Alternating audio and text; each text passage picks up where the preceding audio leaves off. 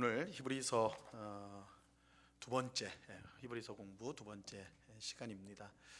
원래 이제 이 주보가 오타가 난 거예요. 원래 1절부터 14절까지가 맞는데, 그래서 이거 잘못됐구나 생각했는데 생각해 보니까 너무 잘 된 거예요. 잘 된 오타도 있어요.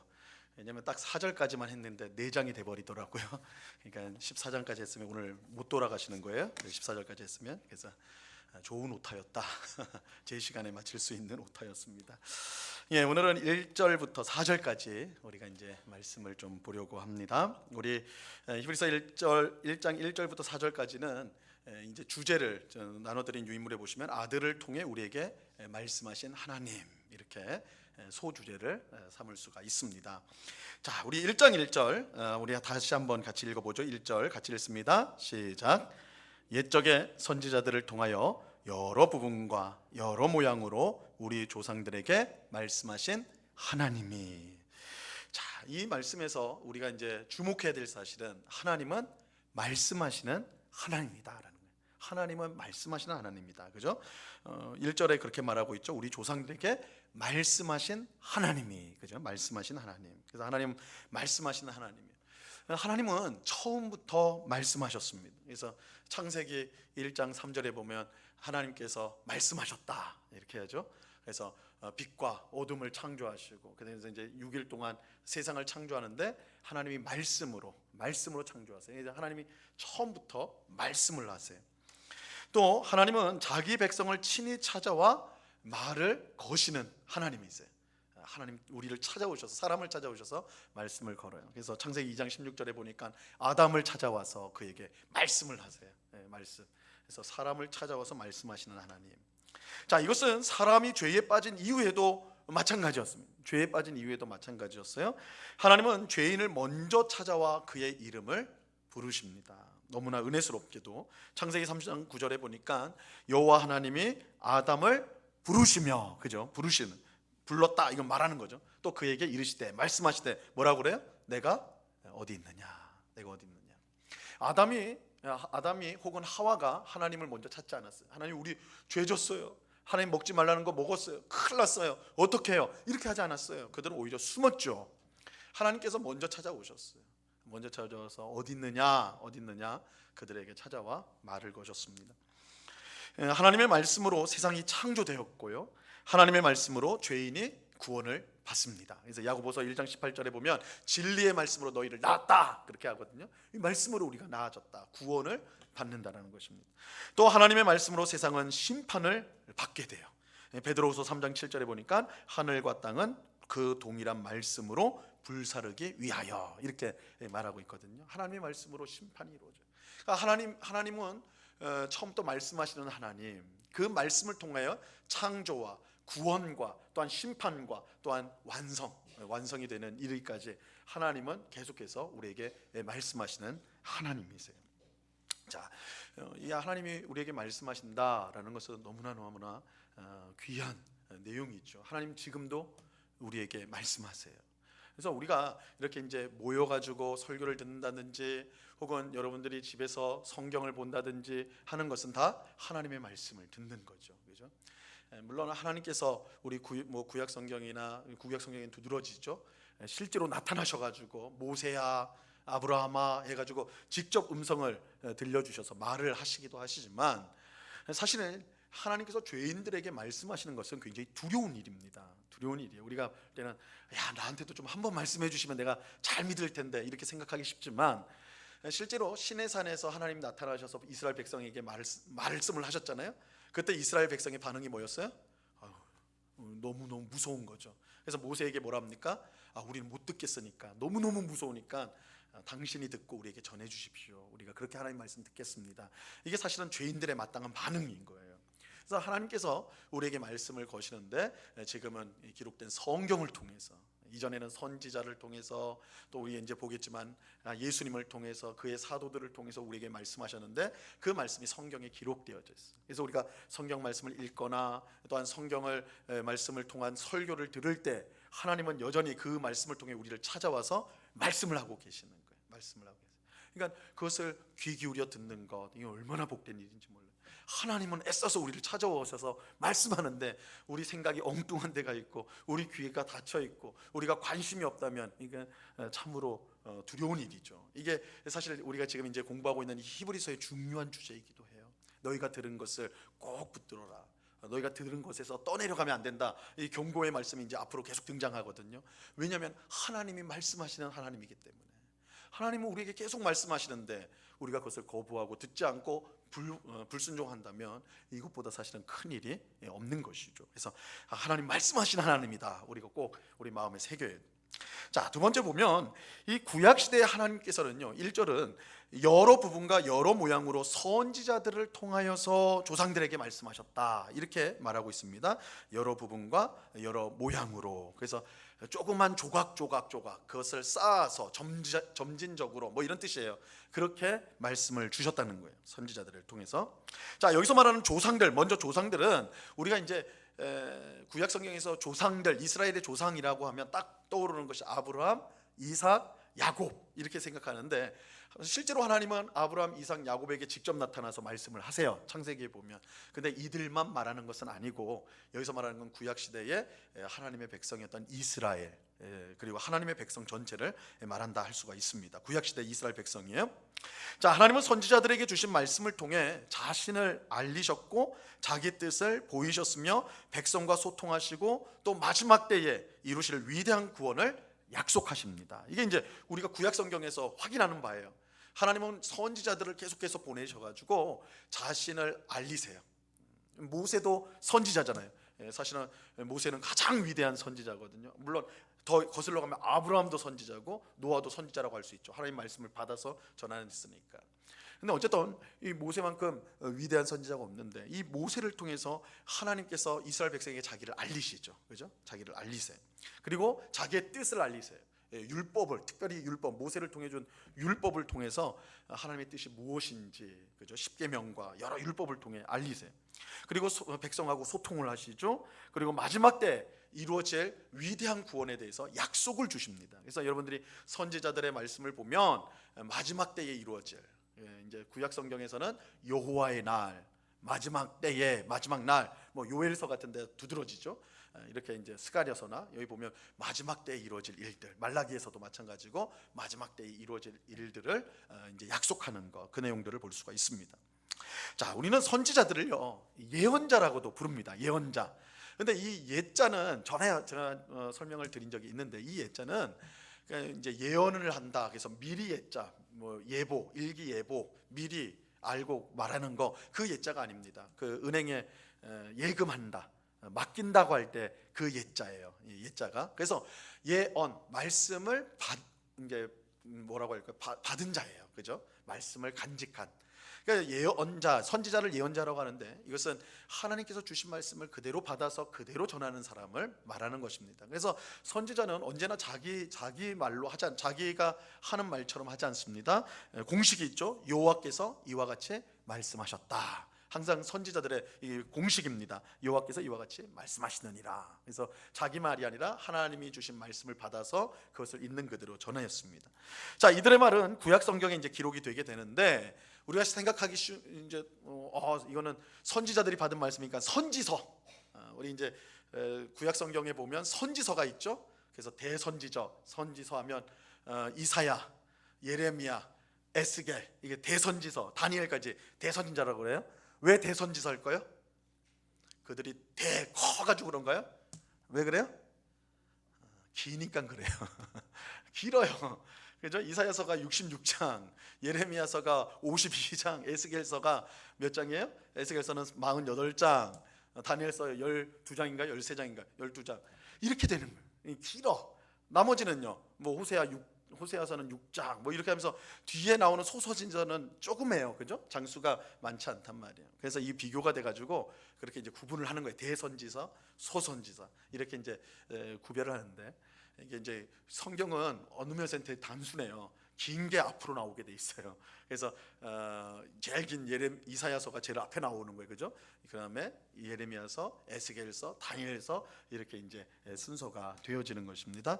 어쨌든 그 선지서만 이건 선지자들이 주신 말씀이구나 이렇게 생각하기 쉬운데 사실은 성경 전체가 하나님이 주신 말씀이기 때문에 선지적 말씀이다 이렇게 얘기할 수가 있습니다. 그래서 선지자를 통해 주신 말씀, 이게 구약 성경이에요. 그런데 이것은 부분적으로, 그죠? 또 여러 모양으로 축적돼서 주신 말씀이에요.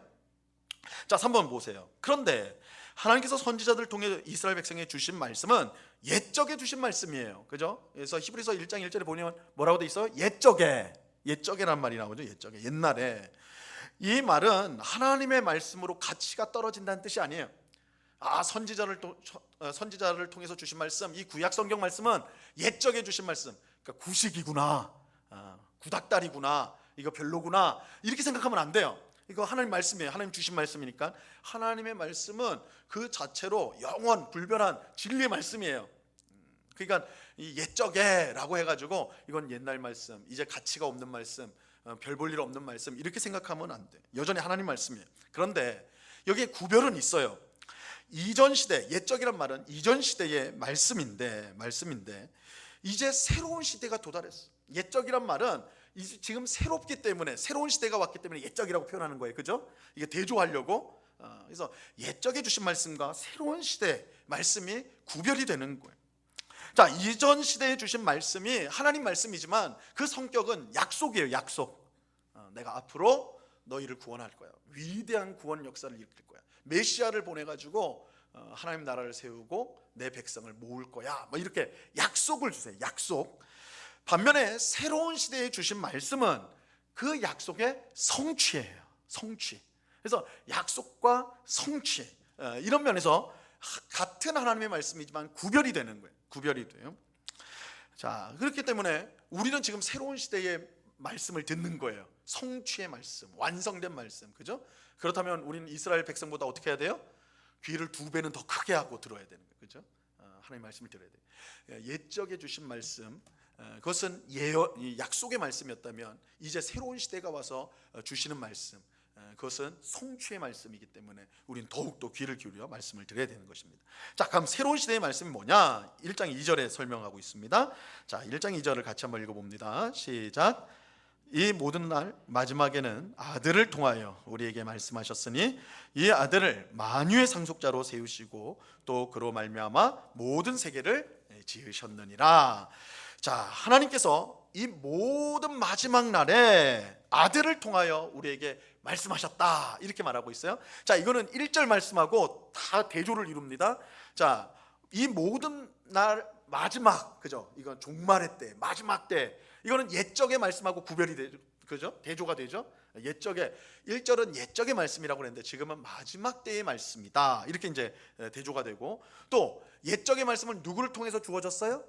선지자를 통해서 주어졌어요. 그런데 마지막 때의 말씀은 누구를 통해 주어져요? 아들을 통해서 주어져요. 그죠? 아들을 통해서 주어졌다. 그리고 옛적의 선지자들을 통해서 주신 말씀은 누구한테 주어진 거예요? 이스라엘 백성에게, 그죠? 너희 조상들에게, 이스라엘 백성들에게 주어졌어요. 그런데 아들을 통해, 마지막 때의 아들을 통해 주신 말씀은 누구한테 주는 거예요? 너희, 바로 우리들에게, 오늘 우리들에게 주신 말씀이다. 자, 이것은 옛적에 선지자를 통해 주신 말씀과 비교할 때 너무나 복된 말씀인데요. 다시 말씀드리지만 하나님의 말씀이라는 본질에서는 똑같아요. 그래서 구약 성경과 신약 성경은 본질상 똑같은 거예요. 하나님의 말씀은 똑같아요. 하지만 성격상 옛적 말씀은 약속이고 마지막 날에 주신 말씀은 성취입니다. 또 옛적 말씀은 선지자를 통해 주셨다면 마지막 날에 주신 말씀은 아들을 통해 주셨어요. 무엇보다 아들을 통해 주셨다는 사실이 중요해요. 이 별표를 해야 돼요. 아들을 통해 주셨다. 이 중요합니다. 옛적의 선지자를 통해 주신 말씀은 여러 부분과 여러 모양으로 주어진 거예요. 분명히 하나님의 말씀, 진리의 말씀이지만 부분이에요. 그리고 조금씩 쌓여가는 점진적인 말씀이에요. 그러니까 부분적이에요. 그런데 이제 아들을 통해 주신 말씀은 충만한 말씀이에요. 충만한 말씀, 최종적이고 또한 결정적인 말씀을 아들을 통해 주신 거예요.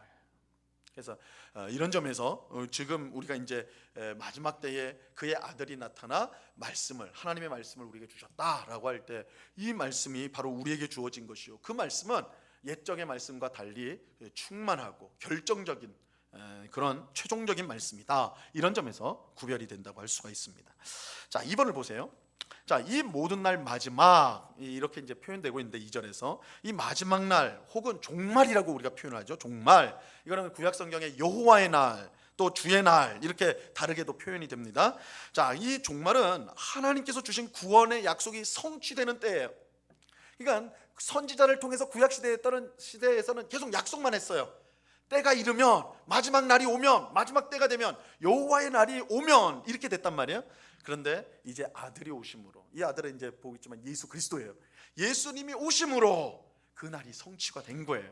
구원이 약속만 되다가 이제 구원자이신 예수께서 오심으로 그 말씀이 성취가 된 거예요. 성취가 됐다. 자, 이때는 하나님의 아들이 오심으로 시작되었습니다. 이런 점에서 우리는 지금 종말을 살아가고 있어요. 종말을 살아가고 있어요. 사실 이 종말이라는 것은 우리가 이제 이단들이 지금 마지막 때니까 집도 팔고 뭐도 팔고 다 팔고 교회에 와서 기도원에 와서 기도만 해라. 마지막 때를 우리가 대비해야 된다. 뭐 이렇게 이제 할 때 이 이제 종말, 말세 이런 말들을 많이 사용해 가지고 사실 우리 마음속에 좀 거리낌도 있을지 몰라요. 그런데 사실은 예수님이 오신 때부터 마지막 때가 시작이 되었어요. 그날부터 시작이 된 거예요. 그러니까 이 마지막 때라는 것이 어느 시간의 한 점이 아니라 기간을 말하는 거예요. 예수님이 오심부터 시작해서 지금은 우리가 말세를 살아가고 있는 거예요. 말세를. 그래서 사도 바울이 고린도전서 10장 11절에서 말세를 만난 우리라 이렇게 말하고 있어요. 예수님이 오신 이후에는 다 말세예요. 근데 그 말세가 완전히 이제 종식되어지는 끝날, 이제 새 하늘과 새 땅이 오는 그 정말 말세의 마지막 날은 뭐냐? 예수님이 다시 오시는 때겠죠. 그죠? 예수님이 재림하실 때 그건 이제 진짜 끝점이 될 거예요. 그러나 그 기간을 우리는 마지막 날 또한 뭐 종말이라고 부르는 것입니다. 하나님께서 약속하신 구원의 은혜와 복이 이미 믿는 사람들에게 주어졌죠. 그래서 우리는 더 이상 구원의 약속을 소망하면서 사는 것이 아니라 구원의 성취를 누리면서 경험하면서 살아가고 있는 거예요. 우리가 이제 나중에 이제 계속해서 확인하게 될 텐데, 이 히브리서를 통해서 이제 확인하게 되는데, 예수님의 십자가 죽음으로 우리의 모든 죄가 제거가 되었어. 그러니까 이거는 앞으로 우리의 죄가 제거될 것입니다가 아니에요. 그건 구약 시대의 언어죠. 옛적에 주신 말씀이고, 예수님이 오심으로 그리고 그의 십자가 죽음과 부활 사건으로 인해서 우리의 죄는 이미 씻어진 거예요. 그렇죠? 그 약속이 성취가 된 거예요. 그리고 우리는 이제 그 은혜로 인해서 죄가 씻어졌기 때문에 하나님 앞에 담대히 나아갈 수가 있게 되는 거예요. 그리고 하나님과 화평을 누리게 되는 거예요. 하나님 앞에 나아갔는데 이전에는 하나님 앞에 나갈 수가 없었어요. 죄인은 하나님 앞에 나가면 죽어요. 그런데 예수님이 십자가 죽음으로 우리의 죄를 제거하셨기 때문에 우리는 담대하게 하나님 앞에 나간단 말이에요. 하나님 앞에 나가서 뭐예요? 하나님과 교제를 나누는 거예요. 그래서 로마서 5장 1절에서 하나님과 화평하자, 이렇게 화목을 누리자, 이 말씀이 나오는 거예요. 하나님과 사랑의 교제를 나누는 거예요. 화평하게 되는 거예요.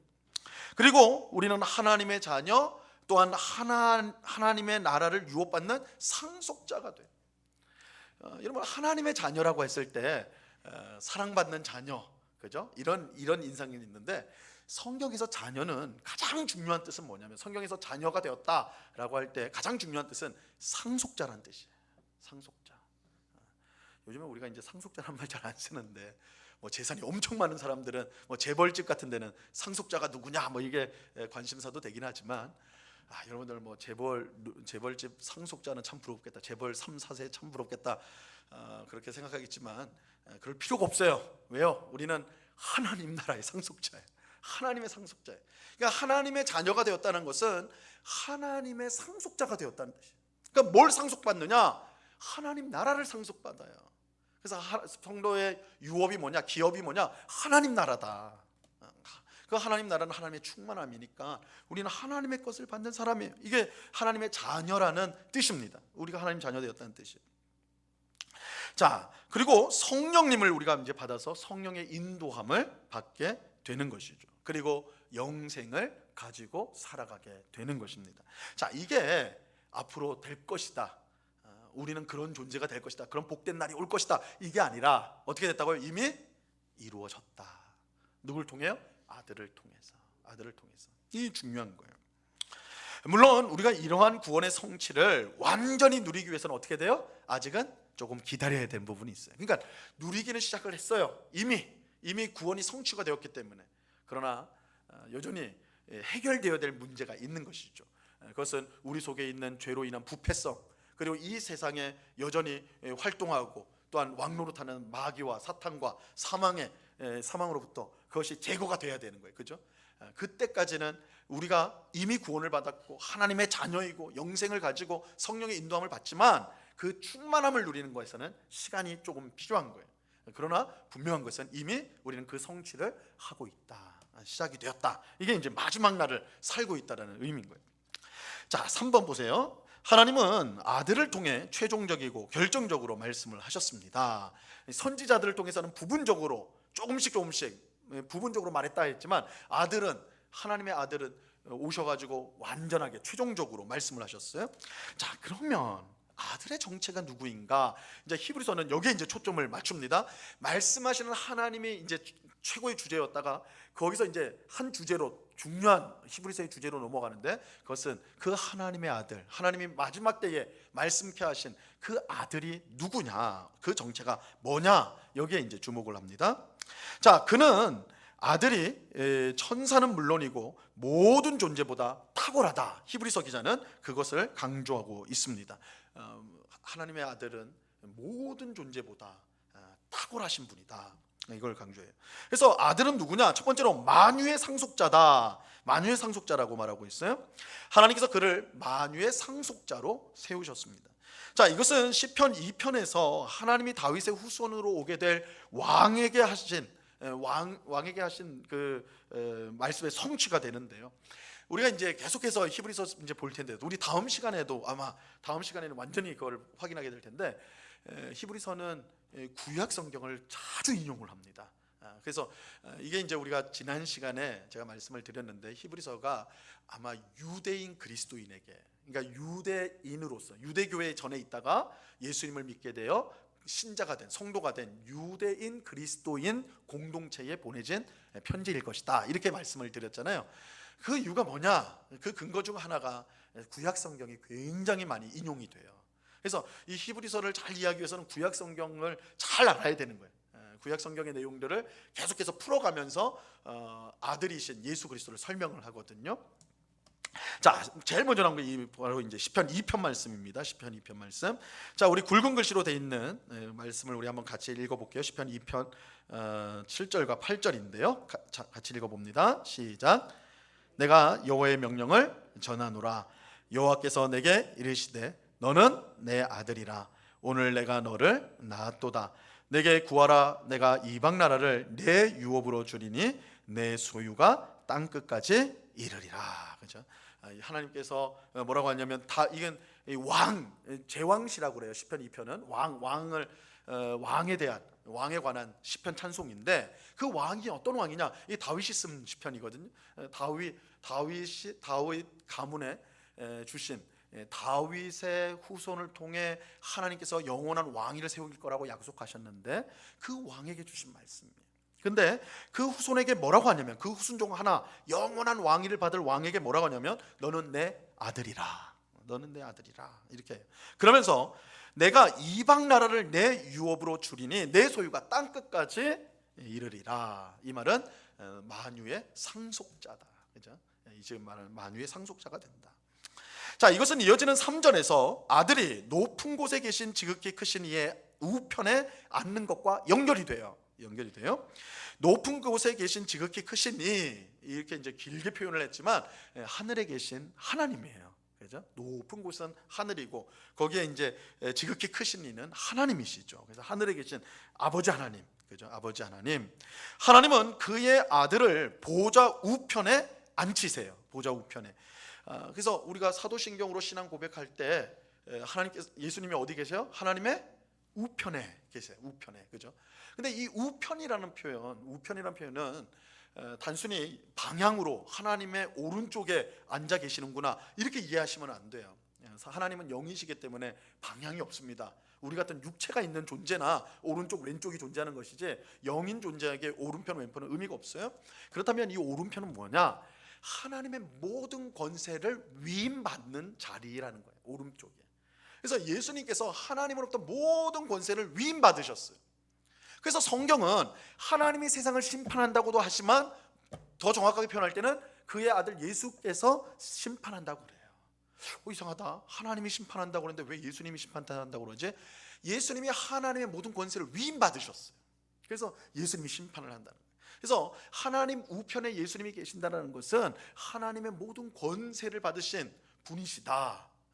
하나님의 모든 권세를 받으신 분이다. 그래서 그 권세로 세상을 통치하시는 참된 왕, 참된 주님이 예수님이다 라는 것을 말하는 것입니다. 그래서 아들은 아버지 하나님으로부터 모든 권세를 받아 세상을 통치하는 왕의 왕, 주의 주가 되신다, 이렇게 말하는 거죠. 자, 4번을 보세요.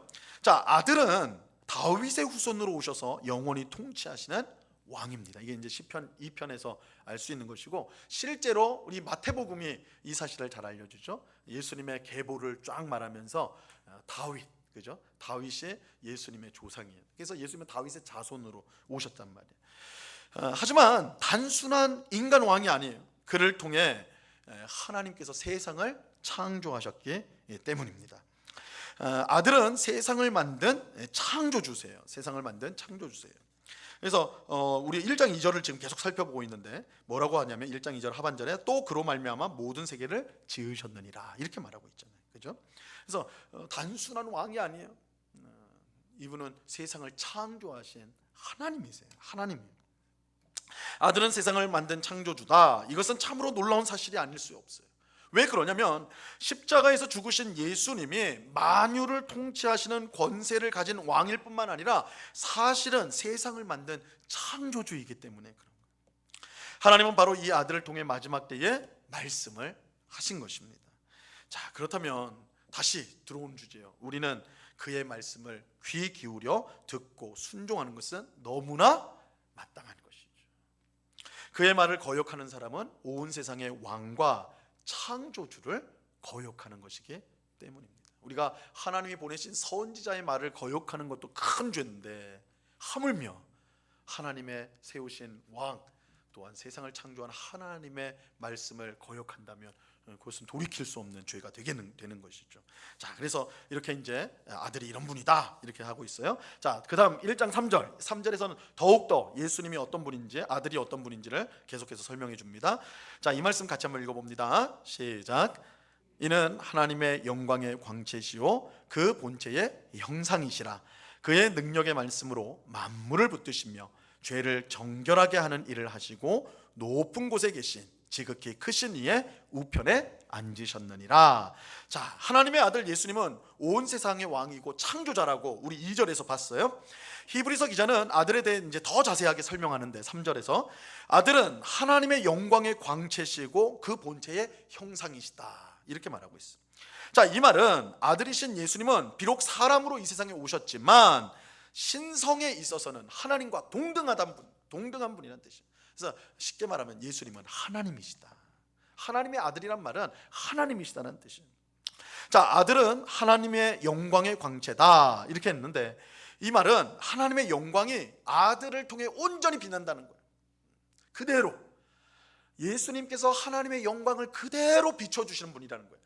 만약 예수님이 하나님이 아니라면 어떻게 하나님의 영광이 예수님을 통해 온전하게 완전하게 보여질 수가 있냔 말이에요. 그렇죠?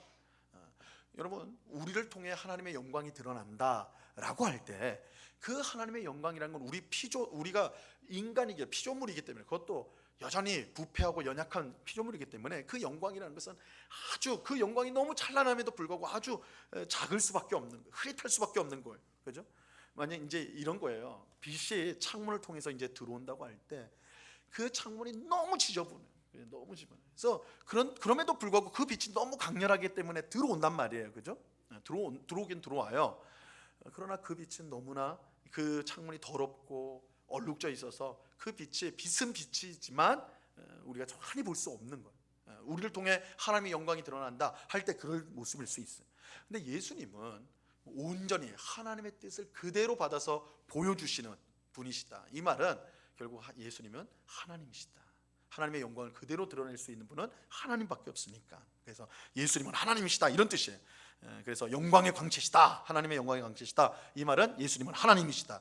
또 그 다음 번, 그 본체의 형상이다 라는 말도 마찬가지인데, 아들은 본체의 형상입니다. 여기서 형상은 동전을요, 이 어렸을 때 이런 장난할 텐데 뭐 100원짜리 동전, 500원짜리 동전 가지고 찰흙 있잖아요. 찰흙. 애들 뭐 만들 때서는 진흙, 찰흙에다가 그 동전을 꼭 눌러 보세요. 꼭 누른 다음에 다시 올려 보세요. 뭐 그렇게 안 하실 줄 알지만 상상이라도 한번 해 보세요. 동전을 꼭 누르면 뭐가 남아요? 그 딱 동전을 다시 꺼내면 뭐가 남아요? 동전의 글이나 이런 것들이 딱 남겠죠.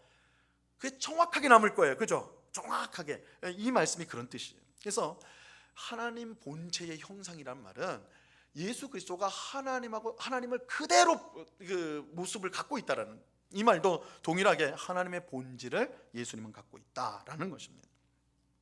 이처럼 아들이 아버지를 온전히 드러낼 수 있는 분이기에 그의 말씀은 권위가 있는 것이죠. 우리는 아들을 통해 하나님을 보게 되는 것입니다. 그래서 요한복음 1장 18절에 보면요, 이렇게 말씀합니다. 본래 하나님을 본 사람이 없으되 아버지 품속에 있는 독생하신 하나님이 나타내셨느니라. 이 말씀의 뜻이에요. 우리는 하나님을 볼 수가 없어요. 본 사람도 없고. 그런데 우리가 하나님을 어떻게 보고 하나님을 아느냐? 예수 그리스도가 영광의 광채가 되시고 본체의 형상이 되시기 때문에 우리가 보게 되는 것입니다. 자, 2번을 보세요. 하나님과 동등하신 아들은 그의 능력의 말씀으로 만물을 붙드신다. 이렇게 3절에 말하고 있어요. 그의 능력의 말씀으로 만물을 붙드시며, 이렇게 하죠. 아들은 세상을 창조하셨을 뿐만 아니라 창조한 모든 피조물을 보존하고 다스리시는 일을 하십니다. 여러분, 세상은 저절로 되어지는 게 아니에요. 별로. 아침에 해가 동쪽에서 떠서 저녁이 되면 저절로 서쪽으로 가는, 그냥 놔둬도 지가 알아서 다 가는, 우린 보통 그렇게 생각하거든요. 그죠? 바닷가 가면 늘 파도가 몰려오니까 자동으로 되는 거라고 생각하기 쉬워요. 그러나 성경은 이 모든 세상의 움직임들이 하나님께서 그것들을 보존하시기 때문이다. 하나님께서 그걸 작동시키기 때문이다라고 하고 있어요. 이 말씀의 뜻이에요. 이게 그의 능력 있는 말씀으로 만물을 붙드신다, 만물을 보존하신다, 만물을 작동하게 하신다는 거예요. 그러니까 아들이신 예수님이 그 일을 하시는 거예요. 그러므로 세상은 결국 왕의 왕이신 아들의 뜻과 의지대로 움직이게 되는 거예요. 여러분, 우리가 세상을 살면서 불의한 일들을 만나고 또 불의한 일들이 일어난 것들을 보게 돼요. 세상에 어떻게 저럴 수가 있나? 그죠? 선한 사람이 복을 받고 악한 사람은 벌을 받아요. 권선징악이 이루어져야지 정상인데 거꾸로 뒤집히는 경우들을 보게 된다고요. 예수 잘 믿는 사람이 하나님께서 복을 받아가지고 뭘 하든지 잘 되는데, 예수 잘 믿는 사람인데 병에 걸리고 사업이 잘 안 되고 어려움을 당하고, 근데 교회 안 다니는 사람은 저렇게 잘 나가고 뭘 해도 다 성취가 되는 것 같고, 그죠? 가정도 화목한 것 같고, 이런 세상을 보면 이게 이제 뒤집힌다고요. 그죠? 우리 마음이 속상한 거예요. 성경에도 이런 주제들이 있어요. 그래서 시편 73편이나 하박국서를 보면 이 뒤집히는 이야기가 나와요. 하나님 어떻게 이럴 수가 있어요? 이러잖아요. 근데 결론적으로 예수님께서 세상을 그의 뜻대로 작동시키고 있기 때문에, 움직이고 계시기 때문에 결국은 의가 승리를 하게 되고 악은 망하게 돼요.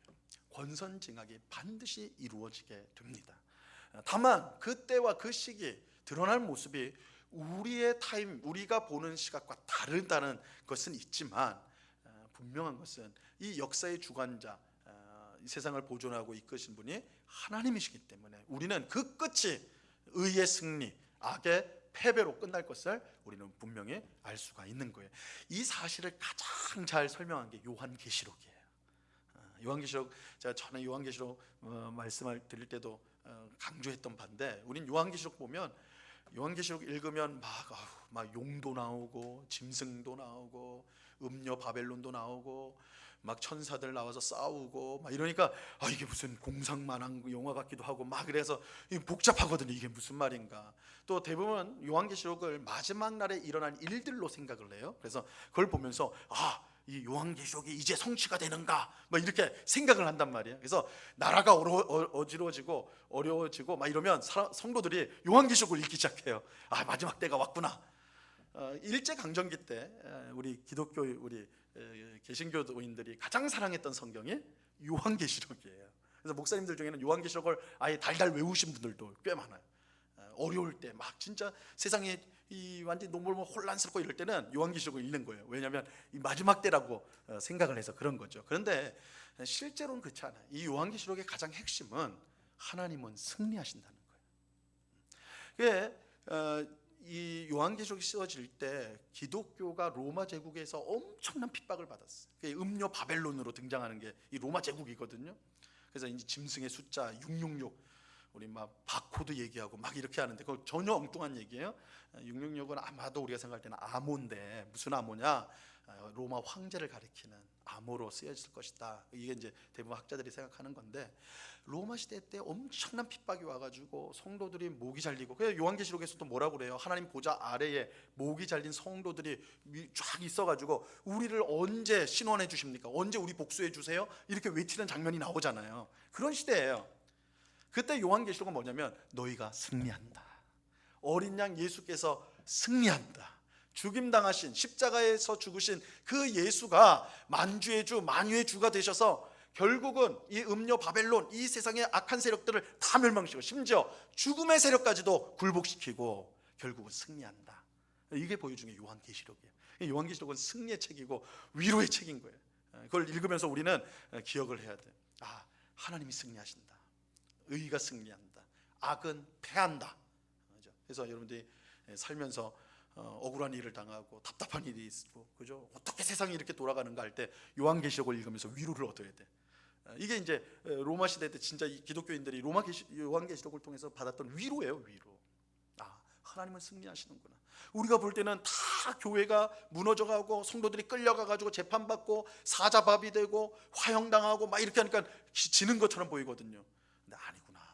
요한계시록은 승리잖아요. 마지막에 모든 악이 다 제거되고 새 하늘과 새 땅이 임하게 되고 새 예루살렘에서 그 안에 모든 성도들이 이제 영생을 누리는 아름다운 그 광경으로 끝을 맺잖아요. 그렇죠? 승리한다. 예수 그리스도께서 세상을 다스리시기 때문에, 그 뜻을 이루시기 때문에 반드시 승리하게 되는 것입니다. 자, 3번을 보세요. 아들은 죄를 정결하게 하는 일을 하십니다. 그죠? 1장 3절에 죄를 정결하게 하는 일을 하시고 이렇게 되어 있어요. 자, 이것은 죄로 인해 멸망에 처한 세상을 회복하는 것이고, 더 근본적으로 이걸 말하면요, 재창조예요. 재창조. 다시 창조하였다라는 거예요. 이게 좀 흥미로운 거는 2절에 보면 세상을 만드셨다. 2절에 예수님께서 아들이 세상을 만유의 상속자로 세우시고 그로 말미암아 모든 세계를 지으셨다 그랬잖아요. 지으셨다. 이 지으셨다라는 말하고 죄를 정결하게 하는 일을 하게 하였다라는 말이 똑같은 단어예요. 똑같은 단어. 그러니까 창조와 이 죄를 없이 했다는 말이 똑같은 단어, 동사를 사용했어요. 그래서 재창조다라고 할 수가 있는 거예요. 자, 왕이 창조하고 왕이 다시 구원을 해요. 근데 왕은 무엇을 통해 죄를 정결하게 하는가? 이게 이제 히브리서의 굉장히 중요한 주제예요. 히브리서 9장과 10장. 우리가 앞으로 이제 몇 주 뒤면 우리가 배우게 될 것인데, 거기서 예수님 자신을 영원한 속죄 제물로 드림을 통해서 죄를 속하는 일을 하세요. 재창조의 일을 하세요. 즉 예수님께서 우리 모두의 죄를 대신 짊어지시고 십자가에서 죽는 것을 통해서입니다. 예수님은 황소와 염소의 피로는 결코 씻을 수 없는 사람의 죄를 자신의 몸을 제물로 드리는 한 영원한 제사를 통해 완전히 씻으시고 죄를 씻고 죄인을 거룩하게 하였습니다. 자, 주목할 사실은 이 부분은 이제 우리가 9장 10장 배울 때 공부할 때 이제 집중적으로 보게 됩니다. 근데 이제 주목할 사실은 하나님과 동일한 본질을 가진 왕이신 예수님께서 죄를 정결하게 하기 위해서 우리 죄인들의 죄를 씻기 위해서 자신을 십자가에 내어 주었다라는 거예요. 자신을 내어 주셨어요. 그냥 예수님이 만왕의 왕이시고 세상을 창조하셨고 다스리는 그런 위대한 분이기 때문에 죄야 사라져라 해가지고 된 게 아니라는 거예요. 죄는 그렇게 사라질 수도 없는 것이고, 자신을 내어주심으로, 사람이 되어 자기를 십자가에 내어줌으로 죄를 속하게 하는 일을 하셨어요. 근데 이건 왜 그렇게 하셨는가? 이게 아버지 하나님의 뜻이셨어요. 그래서 아들은 아버지 하나님의 뜻에 온전히 순종하여 자기를 낮추셨는데 어디까지 낮췄냐? 죽기까지, 십자가에 자신의 몸을 내어주기까지 자기를 낮추시고 복종을 하셨어요. 근데 하나님은 바로 이런 아들을 너무너무 기쁘게 여기셔서 어떻게 해요? 지극히 높여주세요. 그래서 어떻게 합니까? 자기의 우편에 앉히시는 거예요. 자기 우편에. 그래서 우리 1장 3절에 뭐라고 하냐면 죄를 정결하게 하는 일을 하시고 그것 때문에 높은 곳에 계신 지극히 크신 이의 우편에 앉으셨다, 이렇게 표현하는 거예요. 왜냐하면 예수님께서 죽기까지 순종하셨거든요. 아버지 하나님의 뜻을 위해서. 하나님 너무너무 기뻐하셔서 그를 자신의 우편에 앉히시고 모든 권세를 주셨다라는 거예요. 자, 4번을 보세요.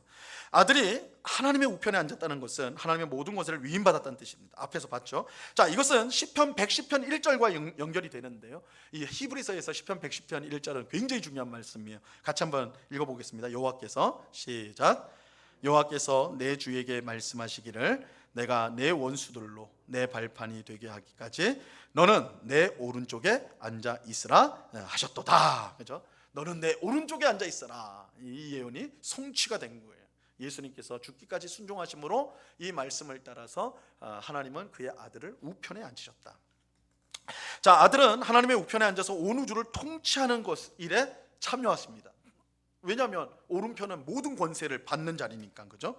히브리서는 아들이신 예수님이 이처럼 하나님 우편에 앉았다는 이 시편 110편 1절을 자주 인용하면서 이 사실이 얼마나 중요하냐, 예수님은 하나님 우편에 앉으신 모든 것을 통치하시는 분이시다, 이 사실을 계속해서 강조해요. 그래서 1장 13절, 8장 1절, 10장 12절, 12장 2절에서 이 예수님이 하나님 우편에 앉으셨다, 이 표현이 계속해서 반복해서 등장합니다. 그러니까 이 시편 110편 1절은 굉장히 중요한, 히브리서에서만 중요한 게 아니라 사실은 신약 성경에서 이 시편 110편 1절은 예수님과 관련해서 굉장히 중요한 구절이에요. 하나님 우편에 앉으셨다.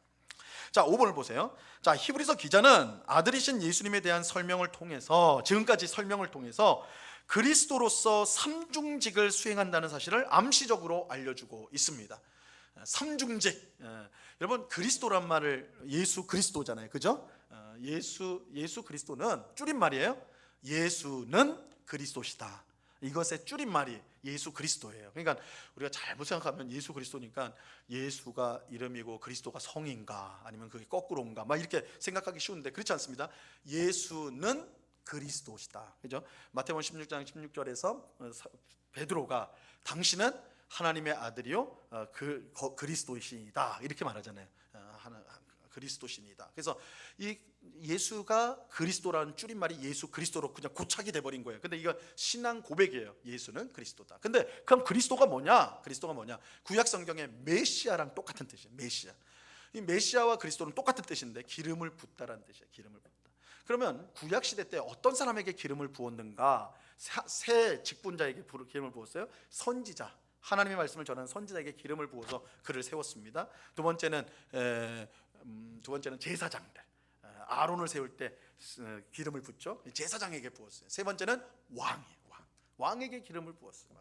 그래서 사무엘이 다윗의 집에 가가지고 이새의 집에 가서 다윗에게 왕으로 하나님이 삼으신다 하니까 기름을 붓죠. 그래서 선지자, 제사장, 왕, 이게 기름 부음 받은 그리스도예요. 그리스도. 근데 예수님은 이 세 가지 선지자, 제사장, 왕이 예수님 안에 하나로 다 들어와 있는 거예요. 그래서 예수 그리스도라고 할 때 예수는 선지자다, 예수는 제사장이다, 예수는 왕이시다가 되는 겁니다. 이 삼중의 의미가 들어가 있어요. 그래서 실제로 예수님은 선지자로서 하나님 말씀을 전파하셨죠. 예수님은 제사장, 특히 우리 히브리서에서는 그냥 제사장이 아니라 대제사장이에요. 대제사장으로서 모든 자기 몸을 제물로 바쳐 모든 백성의 죄를 사하시죠. 자기 백성의. 또 마지막으로는 왕으로서, 지금 우리가 1장에서 지금 우리 1장 1절에서 4절까지 말씀이 가장 핵심이 뭐예요? 예수님은 왕으로 다스리시는 분이다, 그죠? 하나님 우편에 앉으셔서 다스리는 왕이시다, 이렇게 말을 하고 있는 것이죠. 자, 마지막으로 1장 4절 말씀을 같이 보도록 하겠습니다. 1장 4절 같이 읽습니다. 시작. 그가 천사보다 훨씬 뛰어남은 그들보다 더욱 아름다운 이름을 기업으로 얻으심이니. 자, 히브리서는 이제 여러분들 이제 이 히브리서의 특징이기도 한데 이제 연결시켜주는 단어들이 있어요. 다음 주제로 가는. 그래서 연결시켜주는, 뭔가 이제 링크를 걸어주는, 이제 딱 연결을 해주는 역할을 하는 단어들이 등장하는데, 여기서는 이제 천사예요. 천사. 그래서 1장 우리 다음 시간에 볼 5절부터 그 이후의 내용은 예수님이 천사보다 얼마나 뛰어난 인물인 존재인가, 이거를 막 이제 설명을 해주는 거예요. 그래서 여기서 이제 천사가 언급이 되는 겁니다. 자, 1번을 보세요. 하나님 우편에 앉아 계신 아들은 천사들보다 훨씬 뛰어난 분이에요.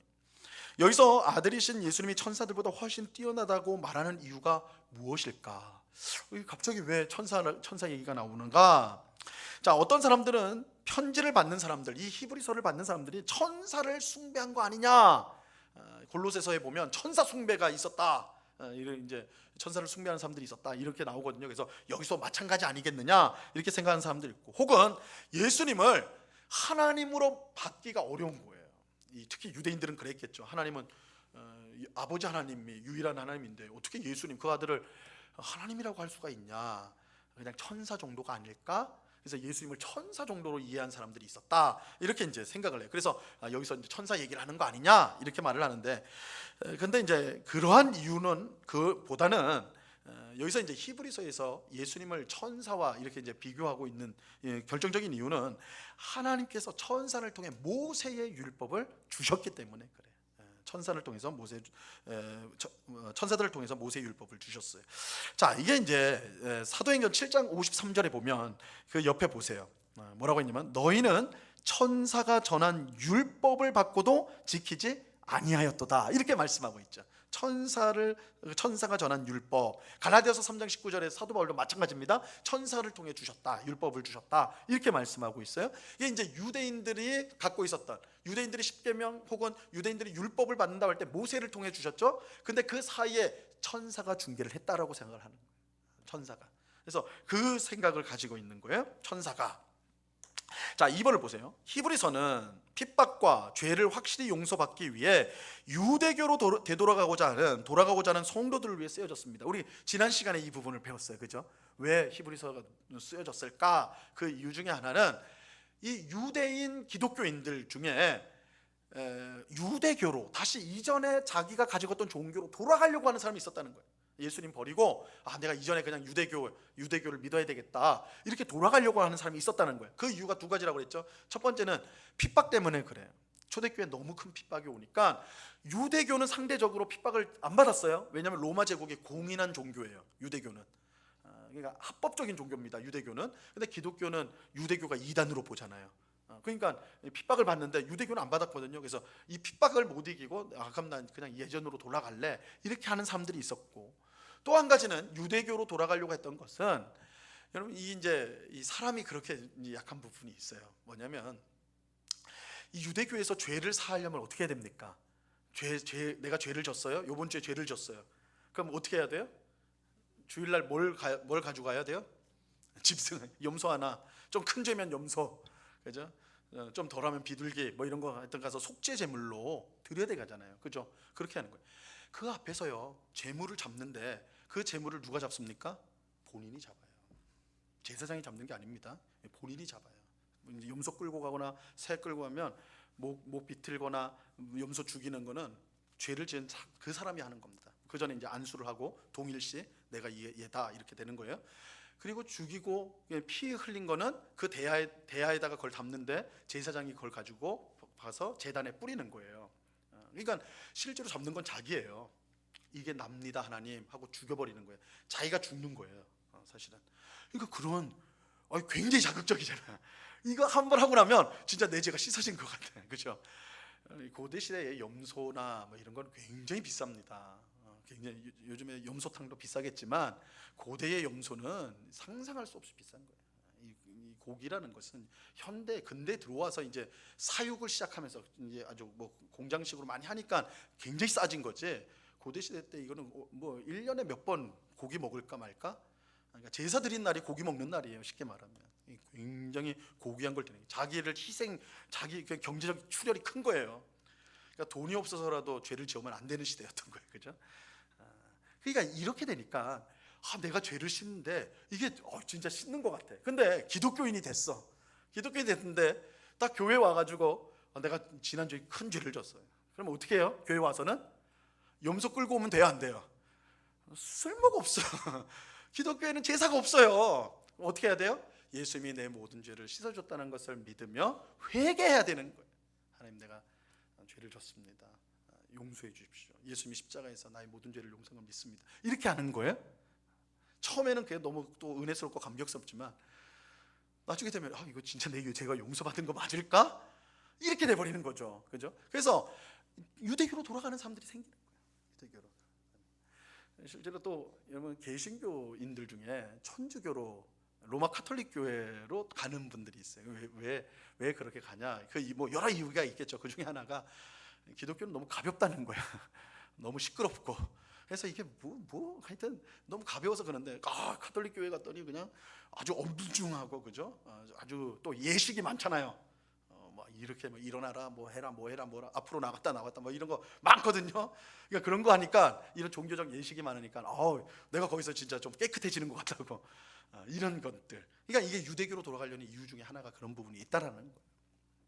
그래서 그런 이제 그들이 유대교로 돌아간다는 것은 결국 뭐냐면 율법으로 회개하는 걸 말하는 거예요. 회개하는 거. 근데 그 율법을 누구를 통해 줬어요? 천사를 통해 줬다는 거예요. 그래서 지금 히브리서 기자는 뭐라고 하냐면, 너희가 유대교로 돌아가려고 하는데 그 유대교의 근간이 뭐냐? 율법 아니냐? 근데 그 율법 누구를 통해 줬니? 천사들을 통해서 줬다. 그러나 기독교는 뭐예요? 하나님의 아들이다. 천사보다 훨씬 위대하고 탁월하신 아들을 통해 주신 거다. 아들을 믿는 것이다. 이렇게 말을 하는 거예요. 그래서 천사와 지금 비교를 한다고 할 수가 있는 것입니다. 자, 이제 마지막 3번을 보겠습니다. 아들이 천사들보다 훨씬 탁월한 것은 비교할 수 없이 훌륭한 이름을 유업으로 받으셨기 때문입니다. 자, 1장 4절 하반절이 더욱 아름다운 이름을 기업으로 얻었다, 이 말이죠. 성경에서 이름은요, 존재를 가리켜요. 그 존재를. 그래서 하나님의 이름은 하나님의 성품을 나타내고 그것을 통해 자기를 나타내시는 거예요. 그래서 예를 들어서 하나님은 내가 성전에 있겠다 이렇게 말하지 않고 내 이름을 두겠다 그래요. 그렇죠? 특히 우리 주일날 지금 살펴보고 있는 신명기에서 내가 택한 곳에 내 이름을 둘 것이다. 이거는 성전을 건축하고 거기에 내가 함께 할 것이다, 이 표현이거든요. 이름은 하나님 자신의 성품과 자신이에요, 자신. 그래서 이 이름이라는 것은 그런 의미가 있는데, 자, 예수님은 더욱 아름다운 이름을 기업으로 얻으셨습니다. 이것은 예수님의 높아지심과 연결이 되는데, 빌립보서 2장 9절을 보면 하나님의 뜻에 온전히 순종하여 죽기까지 자신을 낮추신 예수님에게 모든 이름 위에 뛰어난 이름을 주셨다, 이렇게 말씀하고 있어요. 아버지는 아들의 순종을 기쁘게 여기셔서 그에게 모든 이름 위에 뛰어난 이름을 주셨다는 거예요. 이 탁월한 이름은 천사들을 비롯한 그 어떤 존재와도 비교할 수 없는 이름이다. 그래서 이 4절에서 예수님을 천사와 비교하면서 하는 것은, 예수님은 하나님과 같은 정말로 탁월하신, 비교할 수 없는, 특히 이제 앞으로 말할 천사들과는 비교할 수도 없이 탁월하고 높으신 분이다. 이것을 4절 말씀은 우리에게 알려주고 있는 것입니다. 자, 그래서 오늘 우리가 이제 말씀을 1절부터 4절까지 배웠는데요. 하나님은 우리에게 말씀하시는 하나님이다. 그리고 지금은 아들을 통해 우리에게 말씀하셨다. 그 아들은 하나님과 동등하신 하나님의 아들이시오, 세상을 창조하시고 보존하시는 위대한 왕의 왕이고 주의 주가 되신다. 그 말씀을 우리가 귀를 기울여야 된다. 이렇게 우리가 이제 말할 수가 있겠습니다. 예, 기도하고 마치겠습니다. 하나님 아버지, 감사합니다. 히브리서 1장 1절로 4절 말씀을 함께 공부하였습니다. 오늘 배운 말씀을 우리 마음속에 잘 새겨서 무엇보다 우리를 찾아와 말씀하시는 하나님의 음성을 늘 듣기를 힘쓰는 저희들 되게 하여 주옵소서. 우리에게 귀한 성경을 주셔서 항상 하나님 말씀을 듣게 하시니 감사합니다. 흘려듣지 않게 하시고 말씀을 귀 기울여 듣고 순종함으로 하나님께 영광을 돌리고 하나님이 주시는 은혜를 풍성히 누리는 복된 주의 백성 다 되게 하여 주시옵소서. 예수님이 얼마나 귀하고 복된 분인지, 우리를 구원하신 구세주가 되시고 온 세상에 참된 왕이 되시고 심판자가 되시는 예수님임을 우리가 알고 그 예수님을 더욱더 사랑하고 의지하는 주의 백성 되게 하여 주시옵소서.